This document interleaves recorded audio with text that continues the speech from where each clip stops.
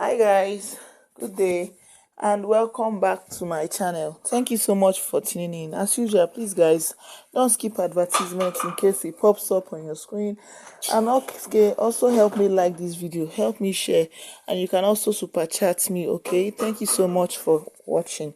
So right now, of course, it's no longer news that Senator Natasha and Senator Gosakpabio are in serious fuse right now, okay? So but news reaching right now says that Senator Natasha alleged plots to arrest her upon return to Nigeria over IPU speech on Akpabio harassment allegations.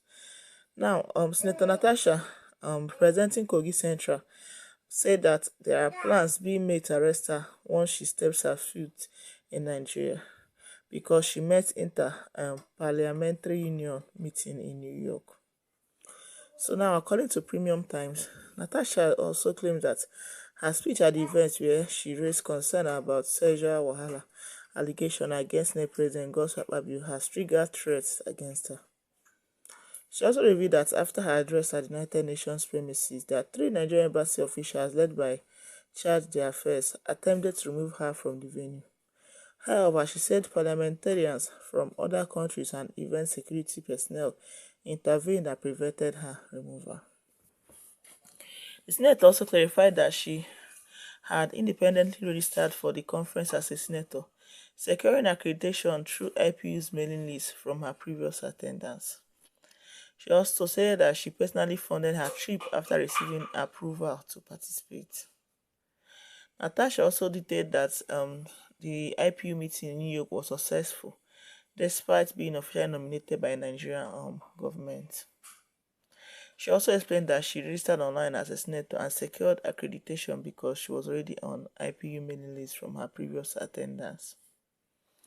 So according to Natasha, she personally funded her trip after she received her approval to actually participate in the meeting. So she now registered online as a senator, and the suspension does not remove her legitimacy as a senator. Of course, she was suspended for 6 months, but it doesn't change anything as a senator that she is. So she attended that same program last year, and now she was already in the main list. So after getting a pass to attend this time around, she bought her ticket herself and funded her trip, and she participated in the event. This wasn't her first IP event. In March 2024, she also accompanied Senate President Godswill Akpabio to the 148th IP General Assembly in Geneva, Switzerland, as part of Nigeria's official delegation.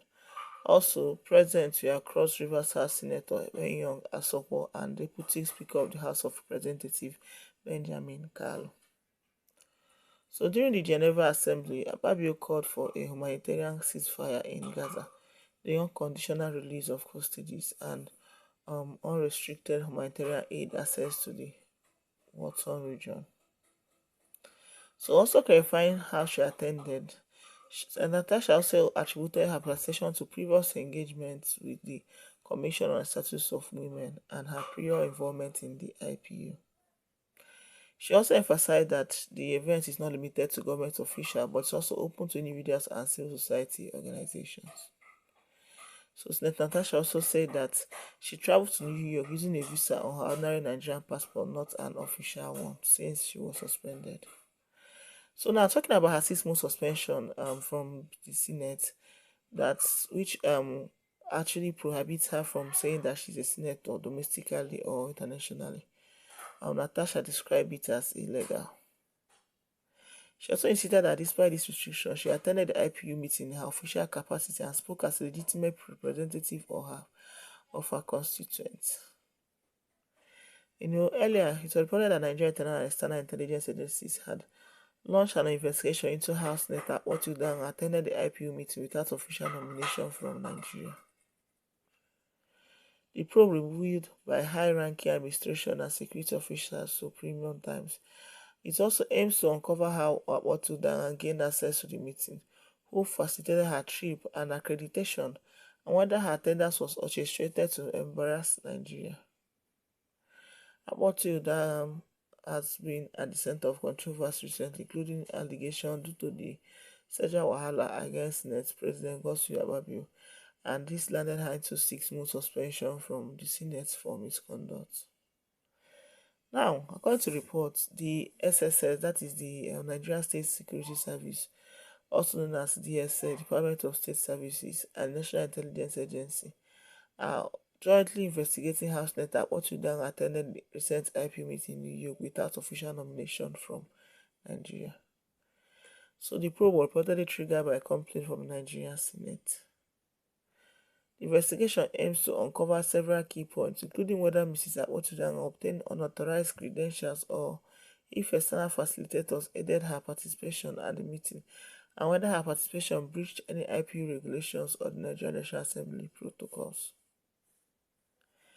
Now, looking at Mrs. Akpotudang's statement at the event, which she presented Nigeria official stance, and whether the video's organization helped her secure attendance without the government knowledge or approval.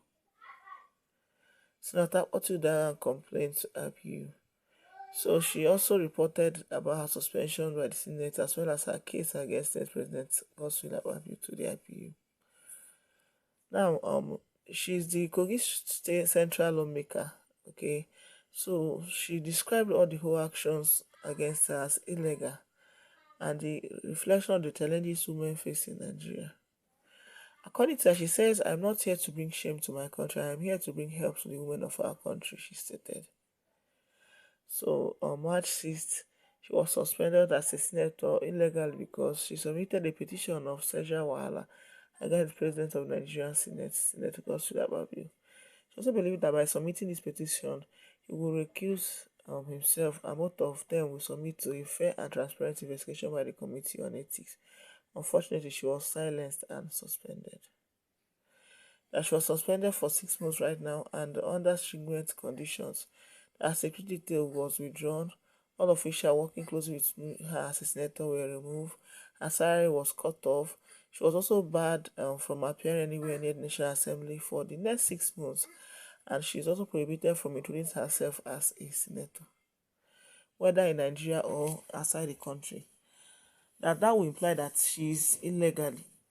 That is, she attended the IPU illegally, but she have nowhere else to turn except to speak before you all, because this situation illustrates the rights of women's rights in political representation.